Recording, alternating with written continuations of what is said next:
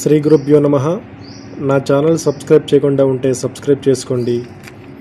Video నచ్చితే like చేయండి, share చేయండి, మీ కామెంట్స్ పెట్టండి. నేను లాస్ట్ వీడియోలో వృషభ లగ్నానికి గ్రహాలు ఏ విధంగా ఉంటే వాళ్ళు కోట్ల రూపాయలు సంపాదిస్తారనేది నేను సూత్రం చెప్పాను. ఈరోజు ఇంకో సూత్రం చెప్తానన్నమాట. సూత్రం జాగ్రత్తగా వినండి. సూత్రం ఏంటంటే, వృషభ లగ్నానికి అంటే వృషభ లగ్నమై ఉండాలి. వృషభ లగ్నానికి పంచమ భావం అంటే 5వ స్థానంలో రాహువు, శుక్రుడు, కుజుడు, శని గ్రహాలు కలిసి ఉండాలన్నమాట. ఇలా కలిసి ఉంటే జాతకుడు చాలా ధనవంతుడు అవుతాడు.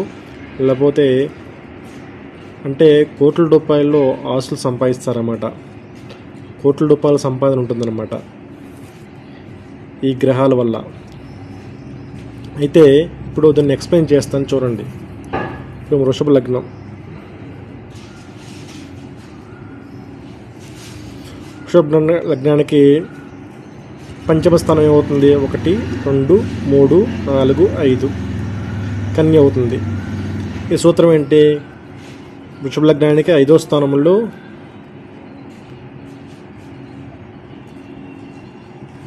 శుక్రుడు, రాహువు, కుజుడు, శని ఈ 4 గ్రహాలు కలిసి ఉండాలన్నమాట. కలిసి ఉన్నప్పుడు ఇది కోటీశ్వరుడు యోగాన్ని ప్రసాదిస్తుంది అన్నమాట. అత్యంత శక్తివంతమైన యోగం అన్నమాట ఇది వృషభ లగ్నానికి మాత్రమే, మిగతా లగ్నానికి పనిచేయదు.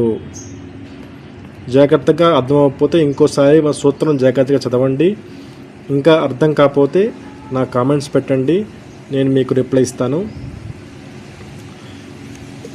ఇంకో మంచి సూత్రంతో నెక్స్ట్ వీడియోలో మళ్ళీ కలుద్దాం. స్వస్తి.